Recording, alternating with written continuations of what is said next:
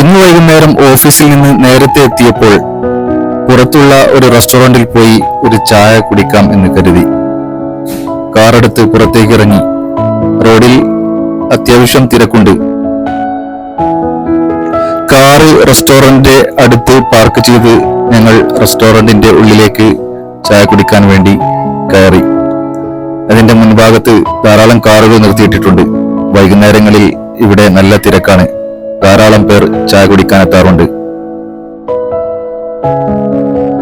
റെസ്റ്റോറന്റിനുള്ളിലെ അലമാരയിൽ പലതരത്തിലുള്ള പലഹാരങ്ങൾ ഉണ്ടാക്കി നിരത്തി വെച്ചിട്ടുണ്ട്. ഞങ്ങൾ അതിൽ നിന്നും ചില പലഹാരങ്ങൾ ഓർഡർ ചെയ്തു.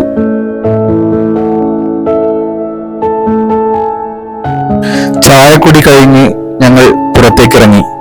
അത്യാവശ്യം നല്ല ഹ്യൂമിഡിറ്റി ഉണ്ട്. എങ്കിലും ഒന്ന് കോർണിഷ് വരെ പോയി വരാമെന്ന് കരുതി. കോർണിഷിലെത്തിയപ്പോൾ അവിടെ സ്ഥിരം കാണാറുള്ള പൂച്ചകളുണ്ട്. പൂച്ചകളെ കണ്ടാൽ കുട്ടികൾക്ക് നല്ല കൗതുകമാണ്. പിന്നീട് അവരെ കളിപ്പിക്കലാണ് ഇവരുടെ പ്രധാന പരിപാടി. പൂച്ചകൾ മാന്തുകയോ കടിക്കുകയോ ഒന്നും ചെയ്യുന്നില്ല. അവയെ തലോടിക്കൊണ്ടിരുന്നാൽ അവ അനങ്ങാതെ നിന്നുകൊടുക്കും. സബയും റഫയും പൂച്ചകളെ തലോടി കളിപ്പിച്ചുകൊണ്ടേയിരുന്നു. കോർണിഷിലെത്തിയപ്പോഴേക്കും മഗ്‌രിബിന്റെ സമയം കഴിഞ്ഞിരുന്നു. എങ്കിലും മഗ്‌രിബ് നമസ്കരിക്കാൻ വേണ്ടി ഞങ്ങൾ കോർണിഷിലുള്ള ഈ വലിയ പള്ളിയിലേക്ക് നടന്നു. കോർണിഷിലുള്ള ഏറ്റവും പുതിയ മനോഹരമായ ഒരു വലിയ പള്ളിയാണിത്. അതിന്റെ താഴികക്കുടങ്ങളിൽ നിന്നും പുറത്തേക്ക് വരുന്ന പ്രകാശം അതിമനോഹരമാണ്. നടക്കുമ്പോൾ വഴിയിൽ ഒരു പൂച്ച അനങ്ങാതെ കിടക്കുന്നത് കണ്ടു. ഞങ്ങളും തൊട്ടപ്പോൾ അത് മെല്ലെ കണ്ണു തുറന്നു. കോർണിഷിലുള്ള പള്ളിയുടെ ഏറ്റവും അടുത്തുള്ള കാഴ്ചയാണിത്. ഇതിന്റെ മുറ്റത്തുകൂടെ ഞങ്ങൾ നമസ്കരിക്കാൻ വേണ്ടി അതിന്റെ മുൻഭാഗത്തേക്ക് നടന്നു. നല്ല മനോഹരമായ വിശാലമായ ഒരു പള്ളി. അതിന്റെ തറയിൽ ധാരാളം പൂച്ചകൾ ഇരിക്കുന്നുണ്ട്. ആ പൂച്ചകളെയും നോക്കിക്കൊണ്ട് ഞങ്ങൾ പള്ളിയുടെ മുൻഭാഗത്തേക്ക് നടന്നു. ഉളുവെടുക്കാൻ വേണ്ടി ഞങ്ങൾ പള്ളിയുടെ പിറകുവശത്തുള്ള ഹമാമിലേക്ക് നീങ്ങി. മുൻഭാഗത്ത് ലൈറ്റ് ഒന്നും ഇട്ടിട്ടില്ല. നമസ്കാരം കഴിഞ്ഞതുകൊണ്ടാണെന്ന് തോന്നുന്നു മുന്നിൽ ലൈറ്റ് കാണാനില്ല. ഞങ്ങൾ അതിന്റെ പിറകുവശത്തേക്ക് നീങ്ങിയപ്പോൾ ഹമാം അടച്ച് പൂട്ടിയിരിക്കുന്നു. അപ്പോൾ കോർണിഷിലുള്ള പബ്ലിക് ടോയ്ലറ്റിലേക്ക് പോയി ഉളുവെടുക്കാൻ തീരുമാനിച്ചു. ഇപ്പോൾ അടുത്ത് നിർമ്മിച്ച ഒരു പബ്ലിക് ടോയ്ലറ്റ് ആണിത്. നല്ല വൃത്തിയും പിടിപ്പുമുള്ള വിശാലമായ ഒരു ടോയ്ലറ്റ്. ഈ ടോയ്ലറ്റിൽ നിന്നും ഉളുവെടുക്കാൻ വേണ്ടി ഞങ്ങൾ അകത്തേക്ക് കയറി. ഇതിന്റെ ഉൾഭാഗം എപ്പോഴും വൃത്തിയായി സൂക്ഷിക്കാൻ വേണ്ടി ഒരുപാട് തൊഴിലാളികളുണ്ട്. 24 മണിക്കൂറും അവിടെ തൊഴിലാളികൾ സജ്ജമായിരിക്കും. ടോയ്ലറ്റിലെ വാഷ് ബേസിനിൽ നിന്നും ഞങ്ങൾ ഉളുവെടുത്തു. ഇവിടെ കാൽ കഴുകാൻ പ്രത്യേക സംവിധാനത്തിലുള്ള ഒരു വാഷ് ബേസിനാണ് സംവിധാനിച്ചിരിക്കുന്നത്. ഉളുവെടുത്ത ശേഷം കാൽ ഇവിടെ വെച്ച് തന്നെ കഴുകാൻ സാധിക്കും.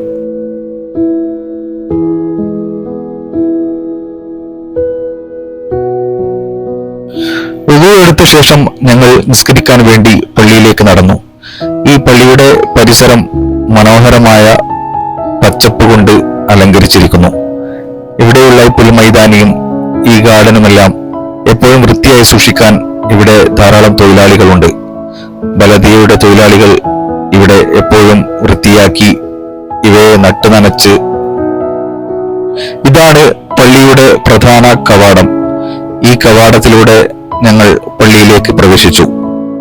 പള്ളിയുടെ പ്രധാന വാതിൽ അടച്ചിട്ടിരിക്കുകയാണ്. പള്ളിയുടെ ഉൾഭാഗം എപ്പോഴും എയർ കണ്ടീഷൻഡ് ആയതുകൊണ്ട് ഈ ഡോർ എപ്പോഴും അടഞ്ഞാണ് കിടക്കാറുള്ളത്.